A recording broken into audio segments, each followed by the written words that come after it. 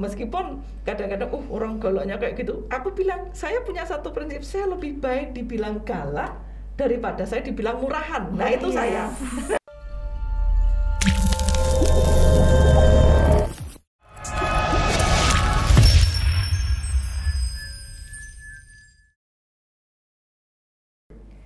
Halo Sobat So Santuy. Halo, Kembali lagi nih di acara Bincang Seru bersama Sosan. Bincang seru kita kali ini bakal membahas mengenai isu hangat yang sampai sekarang masih sering banget nih Vin diperbincangkan. Isunya tentang apa itu Vin? Isunya tentang kekerasan seksual di dunia kampus dan polemik Permendikbudristek tentang pencegahan kekerasan seksual. Ya, betul sekali. Kita akan mengulik tuntas terkait isu tersebut. Dan iya, kita nggak berdua aja ngebahasnya karena bukan podcast Sosan namanya kalau nggak bisa menghadirkan bintang tamu istimewa. Oleh karenanya, pada kesempatan hari ini pun kita sudah kedatangan tamu istimewa di studio. Ya, beliau adalah Profesor Dr. Tri Marhaini Pujiastuti M.Hum atau akrab disapa Prof. Heni. Ya, beliau juga merupakan dosen sekaligus guru besar di jurusan Sosiologi dan Antropologi FIS UNES. Riwayat pendidikan beliau ini keren banget loh, Vin. Beliau merupakan lulusan S1 IKIP Negeri Semarang atau sekarang kita mengenalnya sebagai UNES selaku alma mater kita, dan beliau juga merupakan lulusan S2 Universitas Indonesia dengan fokus studi mengenai kajian wanita. Lalu S3-nya beliau tempuh di Universitas Gadjah Mada dengan mengambil jurusan antropologi gender. Nah, pada saat S3-nya itu beliau mengambil disertasi yang meneliti mengenai TKW di Malaysia. Enggak cuman sampai di situ. Beliau juga merupakan pakar pendidikan sekaligus pakar studi gender khususnya antropologi gender. Wah, luar biasa sekali ya Kak dosen idola kita ini. Tentunya. Selamat datang Prof. Datang, terima kasih sudah mengundang saya ke podcastnya Sosan.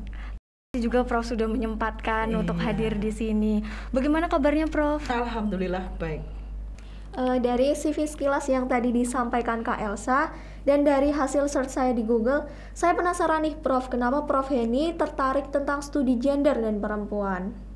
Pada awalnya dulu saya nggak paham ya, waktu sebelum kuliah kan memang nggak paham gitu. Cuman saya melihat begini, ada beberapa persoalan-persoalan gitu ya yang menimpa baik saya maupun lingkungan saya begitu. Begini misalnya, kalau saya ingat persis ketika mau ditugasi KKN menjadi dosen pembimbing KKN, kemudian oleh ketua jurusan itu dibilang begini, jangan, dia kan perempuan gitu. Nah jadi saya merasa kenapa perempuan gitu.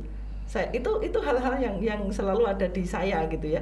Kemudian beberapa hal juga, waktu kecil saya nggak boleh kuliah di universitas gitu, tidak boleh kuliah di universitas.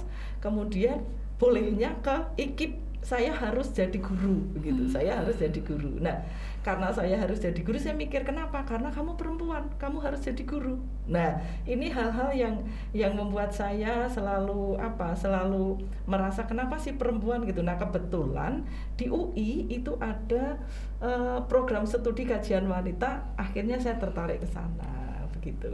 Wah, relevan sekali nih Prof dengan isu yang akan kita bahas di hari ini, yakni mengenai perbincangan ruang publik Indonesia yang sedang diguncangkan dengan wacana kontroversial yang terjadi seiring dikeluarkannya Permendikbudristek nomor 30 terkait PPKS. Yang mana seiring dengan dikeluarkannya Permendikbud tersebut, muncul pula kasus viral yang terjadi di FISIP Unri.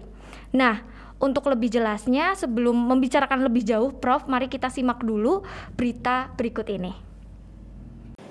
Saudara mahasiswa FISIP Universitas Riau melakukan aksi di gedung Rektorat Universitas Riau terkait dengan kasus dugaan tindak pelecehan yang dialami seorang mahasiswi. Viral di media sosial, pengakuan seorang mahasiswi Unri mendapatkan pelecehan dari seorang dosen saat melaksanakan bimbingan proposal skripsi. Terkait hal ini, mahasiswa FISIP Unri melakukan unjuk rasa menuntut pelaku mengakui perbuatannya dan meminta maaf kepada korban. Sementara itu, pihak rektorat sudah membentuk tim pencari fakta yang independen untuk mengusut permasalahan ini. Akan melakukan investigasi kepada pihak-pihak atau para pihak yang terkait daripada apa yang terjadi itu. menjamin, tadi sudah bilang sama Dede ini, kami menjamin atas keselamatan korban. Jadi jaringan ya, oke, kami akan jaga. Dan secara akademik tidak ada yang melakukan kriminalisasi atau intimidasi.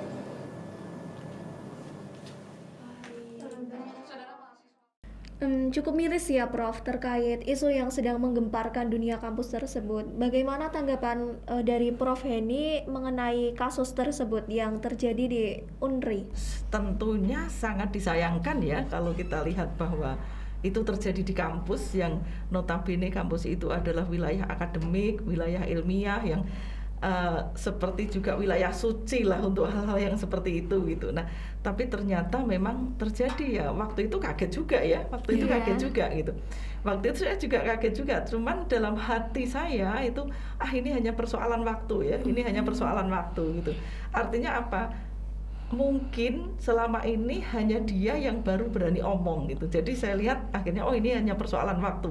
Betul saja kan, akhirnya semakin kesini semakin terkuak, semakin terbuka begitu ya. Dan akhirnya perguruan tinggi ini seperti kan banyak yang diam ya, seperti mengiyakan, kayaknya iya gitu, kayaknya mengakui dalam tanda petik gitu. Nah akhirnya saya berpikir bahwa inilah saatnya gitu ya, inilah saatnya kita harus berani speak up, kita harus berani asertif gitu ya. Asertif itu bagaimana kita mengemukakan pendapat, asertif itu berani berbicara, berani menolak sesuatu yang itu kalau tidak sesuai aturan, itulah asertif gitu. Nah ini saatnya sebetulnya, ini saatnya. Jadi ada beberapa hal yang bisa kita maknai ya. Kalau dari segi negatif memang kita sedih ya melihat yang seperti itu, sedih gitu. Tetapi di sisi yang lain saat inilah saat momentum yang paling tepat untuk kita berani asertif dan berani speak up. Seperti ini dibukakan sebuah jalan, dan ini saya bersyukur juga di sisi yang ini gitu. Di sisi yang ini saya bersyukur berarti kita dibukakan jalan dengan kasus Unri ini. Kira-kira seperti itu pendapat saya. Baik. Nah, Prof, ini kan kebetulan kasus yang terjadi di Unri kasusnya sangat relasi kuasa sekali ya, Prof, di mana yang terjadi itu antara dosen dan mahasiswa. Nah, saya hendak bertanya, Prof, kiranya menurut Prof Heni sendiri, apakah kasus kekerasan seksual yang konteksnya terjadi karena relasi kuasa di lingkungan kampus ini kasuistis saja yang terjadi di Unri tersebut, atau ini sebenarnya fenomena bongkahan es di mana kasus itu tadi hanya satu dari sekian banyaknya kasus serupa yang terjadi di kampus di Indonesia? Itu salah satu dari sekian banyak, pasti ini adalah fenomena gunung es. Artinya begini, tindak kekerasan seksual itu tidak hanya berlaku pada orang yang punya kuasa saja ya. Artinya tidak punya relasi kuasa pun itu kalau memang dia pengen melakukan itu dalam tanda petik ya, itu juga bisa terjadi gitu. Apalagi ini punya relasi kuasa yang tidak imbang gitu ya, relasi gender yang tidak imbang. Rentan sekali terjadi kekerasan terhadap anak perempuan itu karena relasi kuasa yang tidak imbang itu. Nah, sedangkan tidak punya kuasa saja laki-laki itu bisa melakukan, apalagi punya kuasa, kan begitu ya. Nah, kemudian fenomena gunung esnya adalah, mohon maaf ya, ini saya juga dosen, saya juga tidak ingin menunjuk salah satu dosen dari jenis kelamin apa begitu ya, tetapi dosen biasa saja, tidak usah punya kedudukan tertentu, itu relasi dengan mahasiswanya udah nggak imbang. Mahasiswa udah takut banget, takut nggak sama dosennya? Iya, kan? Ada rasa sungkan, ada rasa takut, ada rasa takut nanti menyinggung perasaannya, takut nanti aku nilainya jelek, takut nanti bagaimana itu dosen biasa ya, dosen biasa di mata pandangan mahasiswa udah seperti itu. Apalagi kalau dia punya relasi yang lebih, dia pembimbingnya, dia dosen walinya, dia pembimbing skripsinya, dia pengujinya, ini relasi kuasinya lebih tinggi, dan itu membuat mahasiswa baik laki-laki maupun perempuan, ini saya rasa ya, baik laki-laki maupun perempuan merasa memang berada di bawah relasi yang rendah dibandingkan dengan dosen tersebut gitu. Jadi relasi kuasa ini sangat mempengaruhi kalau di perguruan tinggi gitu. Mestinya relasi kuasa yang terjadi itu harus dimanfaatkan untuk hal-hal positif mestinya ya. Karena nggak mungkin setara, relasinya antara dosen dengan mahasiswa ini kan nggak mungkin setara ya, nggak mungkin setara. Artinya apa? Artinya seakrab-akrabnya saya sama Anda katakanlah gitu ya, seguyon-guyonnya saya sama Anda, kan Anda tetap merasa bahwa saya mahasiswa, dia dosen kan gitu, tetap nggak setara gitu. Nah oleh sebab itu mestinya dimanfaatkan relasi ini untuk hal-hal yang positif, bukan yang seperti itu. Kira-kira itulah pendapat saya sementara ini. Baik, Prof. Terus ini nih Prof, ada artikel lagi mengenai Nadiem Makarim sebut kekerasan seksual sudah pandemi. Sudah pandemi ini mungkin bisa diluruskan dulu, maksudnya gimana, Prof? Sudah pandemi ini kekerasan seksual udah merajalela Prof di dunia kampus seperti itu. Oke, ini kalau pemaknaannya seperti itu berarti setuju sih, karena 3,5 tahun saya menjadi mahasiswa begitu ya Prof, saya juga pernah mengalami kasus kekerasan seksual secara verbal khususnya yang dilakukan oleh teman, sesama teman di suatu forum diskusi waktu itu. Dan benar saja saya mengalami itu sekali, tapi ingatan saya mengingat itu dengan jelas hingga hari ini, padahal itu udah 2 tahun berlalu kiranya. Itulah efek psikologis yang luar biasa ya dari kekerasan seksual, apalagi kalau mengalami kekerasan fisik secara seksual. Ya, traumanya pasti sudah tidak bisa terbayangkan. Ini baru yang verbal, dan kita pada posisi yang mahasiswa yang ilmiah, pada posisi yang kita bisa healing ya, bisa menyembuhkan diri sendiri gitu. Tapi bayangkan korban yang tidak bisa menyembuhkan diri sendiri, dia mau lari kemana, cerita kepada siapa. Nah ini efek yang harus kita pikirkan sebetulnya ya, hal-hal yang saya setuju sih dengan pernyataan Pak Nadiem, Pak Menteri ini, setuju saya. Terkait sinyalmen ini ya, iya, pasti itu hanya karena nggak pada ngomong aja gitu, hanya karena nggak pada ngomong. Karena kan kekerasan itu tidak hanya kekerasan fisik seksual ya, tetapi ada verbal, ada psikologis, digital juga. Iya, ada digital. Pertama mungkin kita nggak sadar, lama-lama dipakai untuk mengancam. Ini kan banyak terjadi seperti itu. Terus kemudian misalnya verbal itu ya bisa melecehkan, bisa pura-pura memuji tetapi itu merendahkan ya, bisa pura-pura bilang cantik tetapi itu ujung-ujungnya nggak bagus gitu. Nah ini banyak sekali terjadi seperti itu, dan sayangnya ini ada di dunia kampus gitu ya. Bahkan juga kadang-kadang dulu ketika saya masih muda sih, sekarang kan udah tua, orang siapa sih yang berani sama saya gitu ya sekarang ya. Tapi waktu masih muda dulu sesama dosen iya juga saya mengalami itu. Nah itu yang menyebabkan saya juga tertarik ke studi gender itu gitu ya. Bagaimana orang bilang kamu itu, nah macam-macam tentang fisik saya gitu ya. Terus kemudian kalau saya kan saya lawan gitu, saya bilang ada nggak sih kira-kira ilmu yang mempelajari hal-hal yang kayak gini gitu. Nah akhirnya ketemu di UI, saya masuk ke sana gitu. Tapi dulu ketika saya masih muda juga kerap menerima kekerasan verbal ya, kekerasan verbal yang dari teman dosen juga gitu. Artinya pura-pura memuji tapi sebetulnya itu pelecehan gitu. Itu sering saya alami yang seperti itu gitu. Nah saya nggak bisa membayangkan kalau mahasiswa mengalami itu dari dosennya, kira-kira mahasiswa kan paling nggak berani ngapain, paling diam gitu. Nah takut, ini takut, diam. Inilah yang disebut fenomena gunung es itu.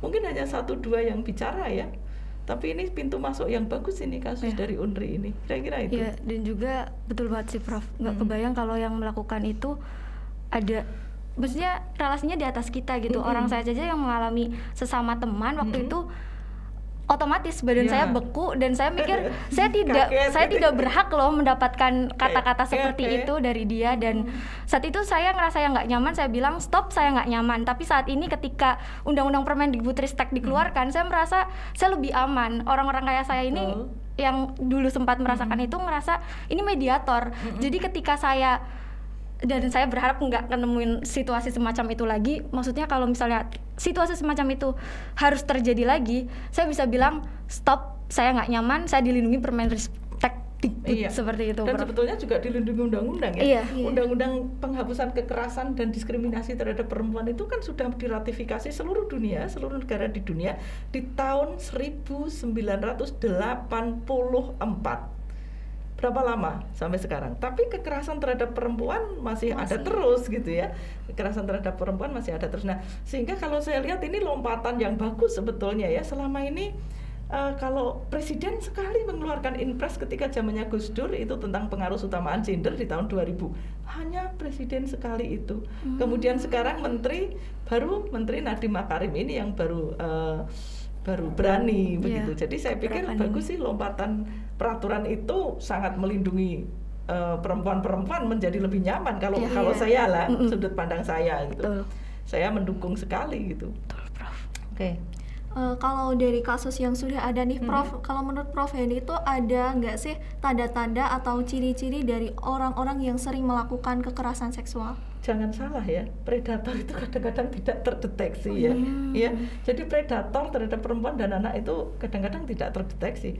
Orang berpenampilan Teddy Boot itu yang kemarin saya baca di Detik itu orangnya halus, cakep, tetapi dia membunuh 35 perempuan. Ya, itu artinya apa? Kita tidak bisa menjustifikasi orang hanya karena fisiknya saja, gitu. Apa yang bisa kita lakukan? Nggak usah deket-deket lah, pokoknya gitu ya. Nggak usah deket-deket, artinya berani jaga jarak. Kalau mengalami, berani menolak, berani melawan. Jadi kuncinya adalah pada sikap kita, sikap keberanian kita. Juga kita kalau bicara coba kita tidak terlalu merasa seperti memberi peluang begitu ya. Berbicara itu kan ada intonasinya, berbicara itu ada bahasa tubuhnya, berbicara itu ada gayanya begitu. Nah sehingga coba kalau kita berbicara tidak seperti bahasa tubuh yang memberi pintu masuk misalnya, kita hindari yang kayak begitu.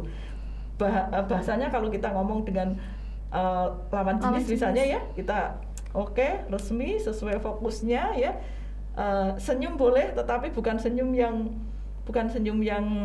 menarik perhatian ya, gitu ya. Tetapi senyum untuk bahasa keakraban kan kita bisa belajar ya bahasa tubuh itu gitu. Nah, ini sebetulnya yang harus diajarkan ya kepada anak-anak mulai dari dini sehingga dia nanti bisa bersikap asertif ketika dia sudah dewasa begitu. Baik, lalu kalau semacam ini ada pertanyaan, bagaimana Prof kita mengantisipasi agar kita tidak menjadi korban? Itu tadi yang saya omongkan itu, artinya begini, kita mencoba menyikapi, berbicara, berrelasi dengan lawan jenis itu yang normal, yang wajar. Ada nggak sih, saya nggak ngerti anak sekarang ya. Dulu kan kalau ketika saya muda ada bilang, kamu tuh nggak ngomong Kemayu misalnya, ada orang kita coba hindari yang kayak begitu gitu. Bahasa yang katakanlah bahasa yang merendahkan diri sendiri bahasa tubuh yang seperti membuka pintu masuk orang untuk lebih akrab kepada kita gitu. Itu mulai harus kita atur gitu, harus kita atur, jangan sampai seperti itu gitu. Tetapi bukan juga kita cuek, bukan kita jutek, enggak ya, tetapi kita bisa mengekspresikan bagaimana orang ramah dengan orang mental itu. Ada nggak sih istilah mental, tahu nggak? Ada, Prof. Apa tuh mental? Mental tuh kayak apa ya, Kak? Ya Kemayu, gitu ya, mengundang gitu. Kan itu beda ya, berwajah ramah, berwajah akrab, berwajah hangat gitu, beda dengan itu gitu. Jadi coba mulai kita mempelajari hal-hal yang seperti itu salah satu cara ya. Baik, tapi kalau balik lagi, sebenarnya semua berpotensi menjadi korban ya, Prof? Semuanya berpotensi jadi korban. Saya pun ya bisa saja jadi korban gitu. Sorry ya, ketika saya kan sering pergi kemana-mana ya, orang kan nggak tahu saya profesor, kan orang nggak tahu gitu. Nah ketika ada kata-kata atau apa seperti itu kan saya langsung berani melabrak karena memang saya sudah punya bargaining posisi yang cukup berat, cukup kuat gitu. Tapi kalau yang enggak pasti milih diam seolah-olah itu nanti jadi seperti diiyakan gitu kan. Nah, kalau saya kan enggak gitu. Nah, meskipun kadang-kadang orang galaknya kayak gitu, aku bilang saya punya satu prinsip, saya lebih baik dibilang galak daripada saya dibilang murahan. Nah itu saya ya. Lebih baik saya dibilang galak daripada saya dibilang murahan itu. Orang semuanya tak gituin, diam kan akhirnya gitu. Ini orang kok galak sekali. Saya lebih suka dibilang galak daripada saya dibilang murahan. Nah itu salah satu cara saya sih gitu ya, karena saya bekerja kebanyakan di lingkungan laki-laki ya. Kebanyakan hampir semua tim sering laki-laki. Jarang saya bekerja di lingkungan perempuan. Itu senjata-senjata sudah kita siapkan gitu, seperti itu gitu. Beranilah dalam tanda petik gitu ya, untuk membentengi diri ya, Prof. Baik, lalu ini ada artikel berikutnya nih terkait survei Pak Nadiem yang mengatakan bahwa 77% dosen akui ada kekerasan seksual di kampus, yang mana di artikel ini 67% dosen mengakui kasus tersebut tidak terlaporkan, Prof. Ya.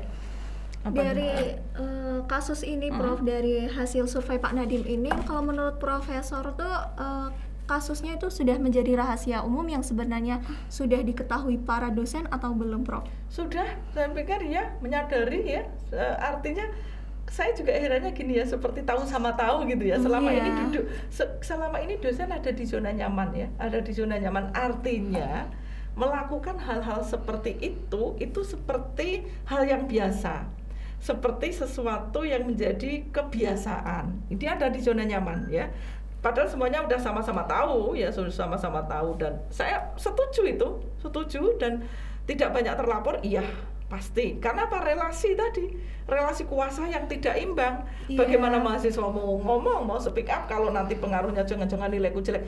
Yang terjadi di mahasiswa ini adalah yang saya tebak, yang saya duga. Dia bilang begini, dalam hatinya, oke lah saya akan terima, toh saya lulusnya sebentar selagi saya lulus. Ini benteng yang salah gitu. Ini benteng yang salah. Ketika mahasiswi itu bilang, nggak apa-apa deh, saya tahan-tahan dulu, toh sebentar lagi saya lulus. Iya kalau lulus.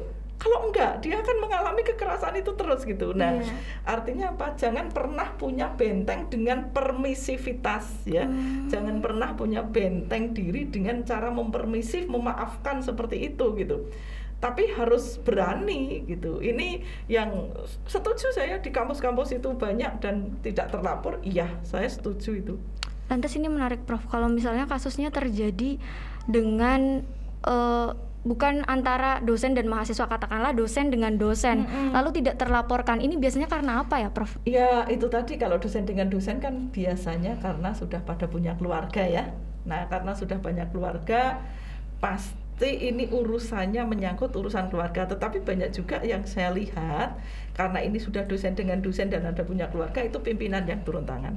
Dan pasti penyelesaiannya di pimpinan, begitu. Nah tapi dengan catatan ini ada yang melapor. Kalau tidak melapor juga tidak sama kejadiannya gitu. Tetapi kalau ada yang melapor, pimpinan pasti turun tangan. Itu pasti. Itu sudah keharusan kalau itu ya. Karena ini bisa dipanggil, bisa dikumpulkan, dan dari segi etika ini dosen-dosen ini keluarga ini sering sih saya melihat seperti itu gitu. Tapi kalau itu melapor, kalau nggak melapor juga enggak juga gitu.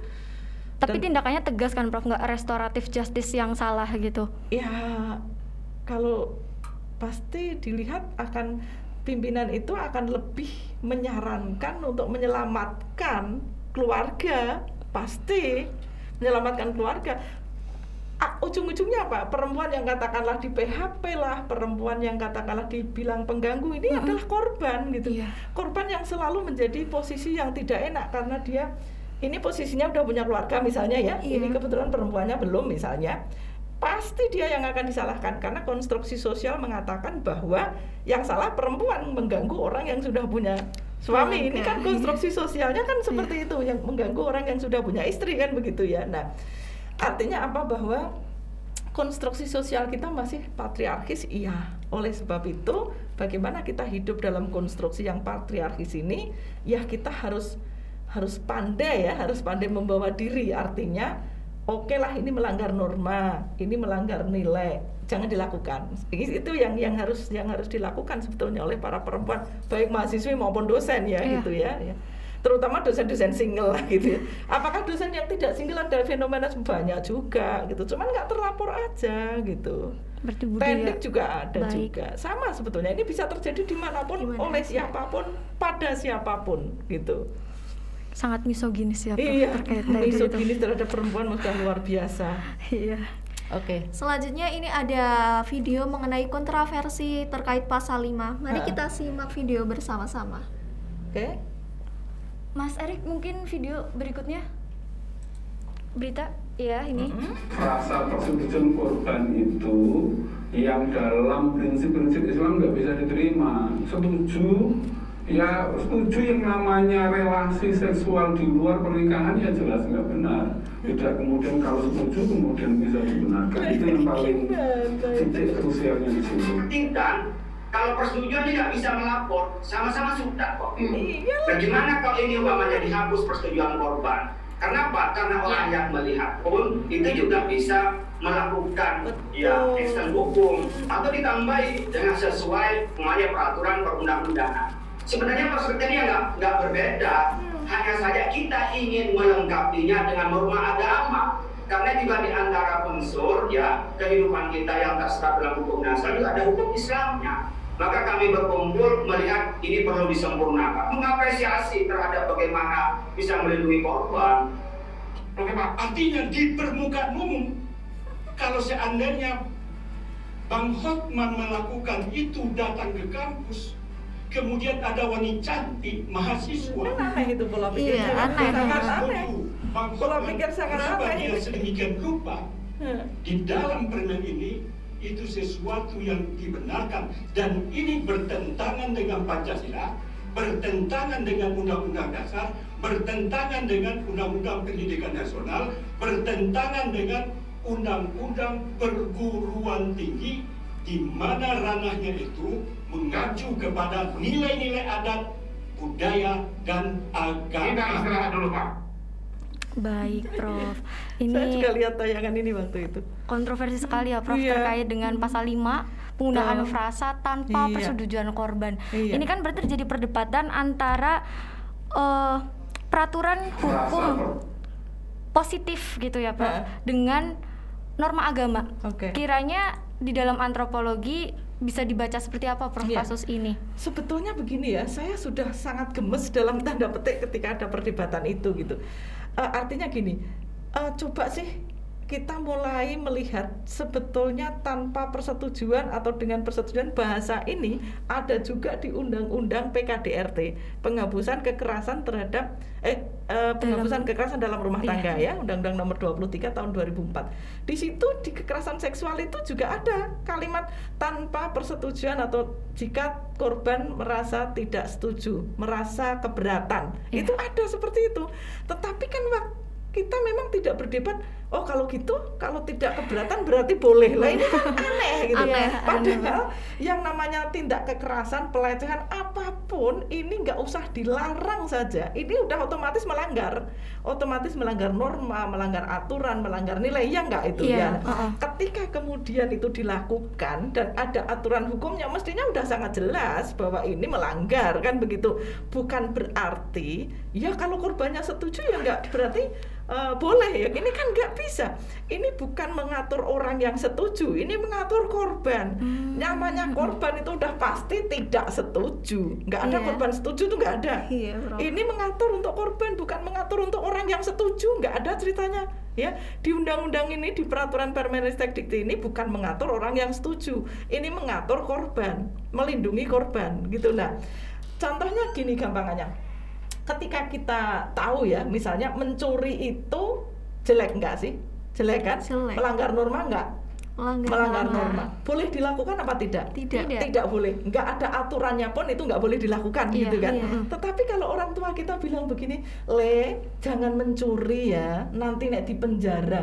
Masa anaknya bilang, "Itu kan kalau konangan." Waduh. Kalau enggak konangan berarti boleh. Lu kan enggak begitu. Kalau itu dianalogikan ke sana, kan seperti itu. Jangan melakukan kekerasan terhadap perempuan, itu melanggar ini. Kan kalau orangnya menolak, lah kalau nggak menolak, ya berarti tetap nggak boleh, wong ini tetap melanggar norma kok gitu ya. Tapi kan di video itu bilang ini melanggar norma, melanggar adat, melanggar nilai.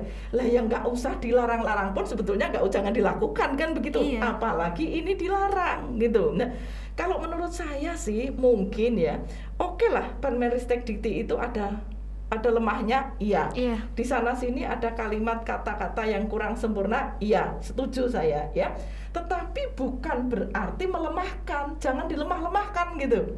Jangan berarti terus dipojok-pojokkan agar itu menjadi lebih lemah, agar itu menjadi masyarakat bingung. Jangan seperti itu gitu. Tapi mari hentikan perdebatan tentang istilah, kita perbaiki, jangan digaung-gaungkan dulu seolah-olah sekarang masyarakat semua punya pikiran bahwa Permendikbud Dikti itu salah, bahwa Permendikbud Dikti itu nggak benar, apalagi membawa norma agama. masyarakat kita kalau sudah disentuh ke sana kan, apalagi katanya kiai nomor 1 lah gitu ya. Nah, kalau menurut saya hentikan perdebatan itu, hentikan perdebatan. Ketika kita berdebat tentang istilah, predator ini makin bertambah dan korbannya makin lelah kan begitu. Nah, artinya apa? Ya hentikan. Gampang saja kok analoginya. Mencuri itu melanggar norma, dilakukan atau tidak dilakukan ini salah kan gitu. Setuju. Ketika ada anak bilang sama orang, dinasihati sama orang tuanya, Le jangan mencuri, nanti itu akan dipenjara. Kalau konangan, anaknya bilang begitu. Kalau konangan, loh berarti kalau nggak konangan boleh, kan nggak begitu gitu. Sama, jangan melakukan itu kan kalau korbannya nggak setuju. Nah kalau setuju, kan jelas melanggar norma, melanggar nilai, norma agama bahkan, norma adat bahkan gitu. Nggak usah dilarang-larang dengan aturan-aturan pun sebetulnya itu udah nggak boleh dilakukan kan gitu. Apalagi ini ada undang-undang yang mengatur, ada undang-undang yang melindungi gitu. Kalau bagi saya penyempurnaan beberapa kata, beberapa kalimat oke, setuju ya, tetapi jangan dilemah-lemahkan gitu. Artinya ada kekurangan, jangan makin dilemahkan, tetapi mari kita bangun opini di masyarakat bahwa kita sudah senang punya aturan seperti ini, tinggal bagaimana kita menyempurnakan. Mari masyarakat mau menerima dengan bersabar perbaikan. Mestinya kan begitu gitu. Jangan berdebat tentang istilah. Begitu di sini berdebat tentang istilah, predatornya di sana seneng lah, tepuk tangan gitu ya.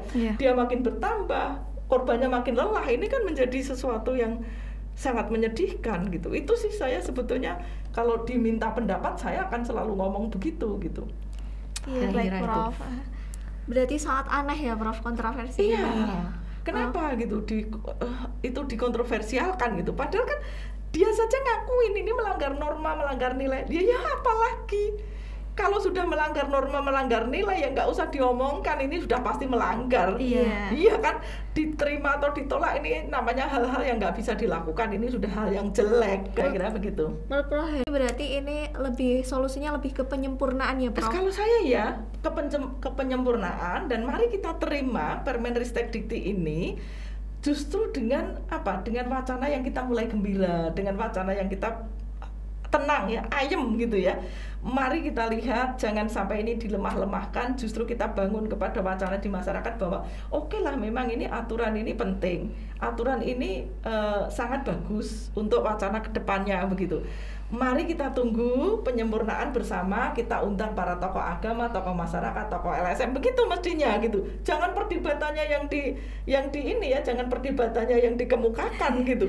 Ini kan selama ini perdebatannya yang dikemukakan dan melemahkan gitu. Ini yang jeleknya di situ gitu. Kira-kira itu sih. Baik, berarti perlu dikulik lebih lanjut tapi jangan lantas melemahkan. Fokus saja apa yang kurang diajukan itu. Baik, Prof. Gitu. Lalu terkait ini, harapan Prof Heni terhadap kemunculan Permenristek Dikbud ini, khususnya di lingkungan kampus ya yang dikeluarkan di sini, dan sebagaimana yang kita tahu, UNES juga baru-baru ini mengeluarkan draft undang-undang PPKS-nya dengan keterangan yang berbeda itu. Peraturan rektor. Tapi intinya itu sama, pengacuannya pada Undang-Undang Permenristek Dikbud itu sendiri. Hanya saja secara rinci satuan tugas yang disampaikan di Undang-Undang Nomor 30 di Peraturan Rektor dibentuk TP2KS atau Tim Pencegah dan Penanganan Kekerasan Seksual. Harapan saya justru begini, dengan adanya peraturan ini maka jangan sampai layu sebelum berkembang gitu ya. Artinya gini, gimana sih kita sudah punya harapan ya, kemudian itu dilemahkan dan akhirnya membuat perempuan menjadi lebih ciut nyalinya gitu. Nah, jangan sampai perdebatan yang tidak penting, saya menganggap itu tidak penting karena ini hanya masalah frasa kalimat ya, yang sebetulnya orang semuanya udah paham sebetulnya maknanya itu. Apa yang terkandung di dalamnya sebetulnya sudah lebih paham gitu. Saya nggak ingin bahwa ini menjadi sesuatu yang membuat perempuan-perempuan, mahasiswi-mahasiswi menjadi makin ciut nyalinya, tidak seperti itu. Jadi jangan layu sebelum berkembang.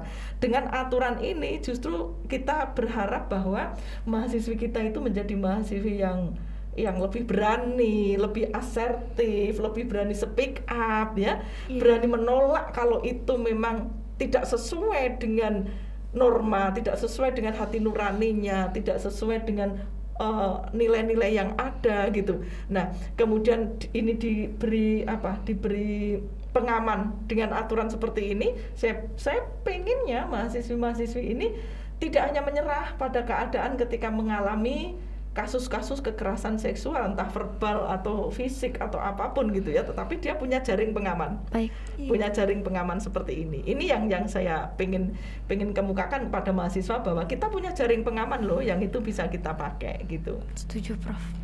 Baik Prof, ini dari tadi yang sudah dibahas, bagaimana tips dari Prof Henny tentang menjalin hubungan atau relasi yang sehat dengan dosen ataupun dengan sesama mahasiswa. Oke. Kalau kita bilang relasi yang sehat dengan dosen, tentu sesuai dengan job description-nya ya. Dosen itu tugasnya apa, mahasiswa tugasnya apa, gitu ya. Jelas, Nah, Prof. kalau kemudian mulai begini ya, misalnya ada seorang dosen A misalnya manggil ke rumah dan itu mahasiswa, kita wajib tanya dong, ke rumah ini tugasnya apa? Kepentingannya apa? Untuk apa? Ini harus kita minta klarifikasi gitu, harus kita berani bertanya tentang itu gitu. Kemudian kalau itu tidak sesuai dengan, entah itu nggak ada kaitannya gitu ya dengan ilmu, dengan apapun, harus bilang bahwa oh maaf Pak, saya tidak bisa, harus seperti itu gitu. Nah, kemudian kalau nanti terjadi presiden buruk, kita harus berani meminta, artinya tugas saya seperti apa, hasilnya kayak apa, kok nilainya saya jelek misalnya. Kita harus berani seperti itu gitu. Harus ya, kalau menjalin relasi dengan dosen sesuai dengan proporsinya tentu ya, kita lihat job description masing-masing dan itu sudah ada aturan etikanya. Kalau misalnya dipanggil dosen ke rumah untuk membantu dan itu tidak ada implikasi dampaknya, tidak berkelanjutan, oke lah, itu secara manusiawi misalnya oke. Tapi kalau berdampak, berimplikasi, lanjutannya tidak bagus, ya cut di situ gitu. Harus berani gitu. Kemudian kalau dengan teman ya kita harus itu tadi, jadilah diri kita berharga gitu. Gimana untuk membuat kita menjadi berharga di mata mereka gitu. Jangan menjadi perempuan yang tidak berharga gitu, tapi jadilah perempuan yang berharga. Saya selalu bilang, aku dibilang sombong nggak masalah, aku dibilang galak nggak masalah, lebih bagus daripada aku dibilang murahan. Itu selalu saya katakan gitu. Nah, ini salah satu cara untuk membuat kita berharga dengan cara seperti itu gitu. Jadi kayak jadilah perempuan berkonsep. Iya, gitu, ya. Merasa dirinya Tough, worth, berani, tough, dan seolah-olah bukan perempuan cengeng yang takut, bukan itu, tapi tunjukkan bahwa kita perempuan yang cerdas, smart ya, menghadapi segala sesuatu dengan logika, tidak dengan rasa dulu. Ini membuat orang akan bisa melihat kualitas kita gitu. Keren sekali, Prof. Lalu ini Prof, terkait dengan saran apa yang kiranya hendak Prof ini sampaikan terhadap pimpinan kampus terutama dan juga lembaga kemahasiswaan secara umum agar ayo bersama-sama kita mengurangi fenomena kasus kekerasan seksual di lingkungan kampus ini. Iya, jangan cuek ya, jangan tutup mata, jangan cuek, jangan tutup mata. Dan mungkin mulai di sini kan ada pusat studi gender ya, ada pusat studi gender. Mungkin pusat studi gender ini harus mulai bergerak. Bagaimana dia membuat para mahasiswanya ini menjadi berharga gitu, baik laki-laki maupun perempuan loh ya ini, karena kekerasan itu bisa terjadi pada laki-laki, bisa terjadi pada perempuan gitu. Jangan salah ya, dosen laki-laki melakukan kekerasan seksual terhadap laki-laki juga ada juga gitu. Nah, jadi bagaimana pusat studi gender kita ini dengan fenomena seperti ini, mestinya ayo kita buat mahasiswa kita berharga, kita buat mahasiswa kita bisa menghargai dirinya sendiri dan orang lain begitu.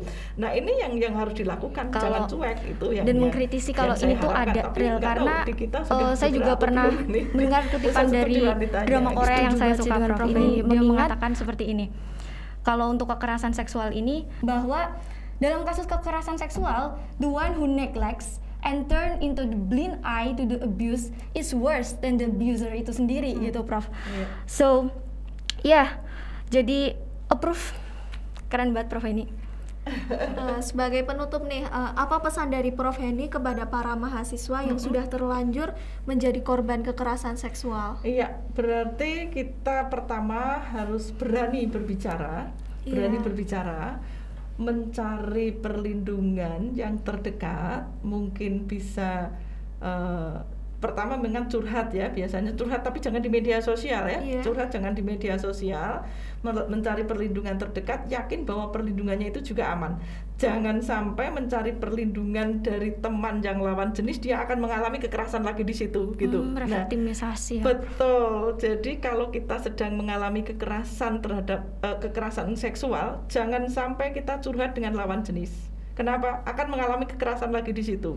Curhatnya harus dengan teman akrab yang sesama jenis, jangan di media sosial. Kenapa? Karena kalau lawan jenis dia akan mengalami kekerasan berulang nanti di situ. Oke. Kemudian setelah itu cari solusi bagaimana kira-kira jalan keluarnya untuk berani berbicara, ya. Mungkin menghubungi dosen wali, mungkin menghubungi teman dekat, mungkin menghubungi ketua jurusan, dosen yang sesama jenis perempuan gitu ya, untuk mencari solusi bagaimana didampingi begitu. Pasti akan ada solusinya di sana. Yang jelas berani dulu berbicara gitu, berani berbicara, berani mengemukakan pendapat, dan itu sambil menyembuhkan diri sendiri. Ini yang paling berat, sambil menyembuhkan diri sendiri ya. Trauma healingnya itu hampir semuanya mengalami trauma ya, apapun kekerasan seksual itu akan mengalami trauma gitu. Nah, sehingga trauma healing untuk diri sendiri ini juga harus dilakukan gitu. Setelah trauma healingnya ini mulai berjalan, bisa berjalan, saya pikir dia akan mulai berani berbicara ya. Itu yang harus dilakukan gitu. Lantas kenapa perlu menghindari curhat di sosial media itu, Prof? Ya, karena nanti melanggar undang-undang ITE. Undang-undang ITE kita itu masih hitam putih ya, masih hitam putih. Kita nyebut salah satu aja di situ, kasusnya Baik Nuril, ingat nggak sih? Iya, ingat, Prof. Baik Nuril kan sampai harus diamnesti oleh presiden ya, gara-gara dia curhatnya di media sosial gitu.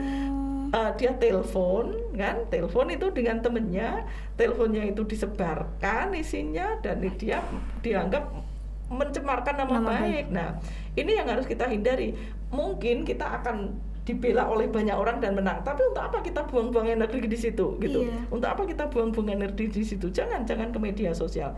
Langsung saja dosen akrabnya siapa, teman akrabnya siapa, minta tolong untuk bercerita, kemudian dicarikan solusi jalan keluar, begitu ya. Nah, baik Prof. Seru banget ini perbincangan bersama Prof Heni pada hari ini, dan gak kerasa kita udah sampai di penghujung acara. So, sekian sesi bincang kita pada pagi hari ini. Mari kalian untuk menyimpulkan sendiri di kolom komentar. Jangan lupa like, comment, subscribe Ethno Media Sosan. Iya, dan juga nih kiranya dari perbincangan ini juga kita menyadari lah ya pentingnya perlindungan terhadap perempuan, baik nanti medianya yang melalui peresmian undang-undang yang ada, maupun bagaimana tadi yang sudah disampaikan oleh Prof Heni, tindakan kita, apa yang bisa kita lakukan, dan bagaimana penanganan yang bisa kita tempuh dan kita akses seperti itu. So, terima kasih banyak Prof Heni sudah menyempatkan waktunya dan berbagi ilmu bersama kita di podcast Sosan pada hari ini. Sama-sama, terima kasih. Selamat pagi. Selamat pagi, Prof. Podcast Sosan, cut.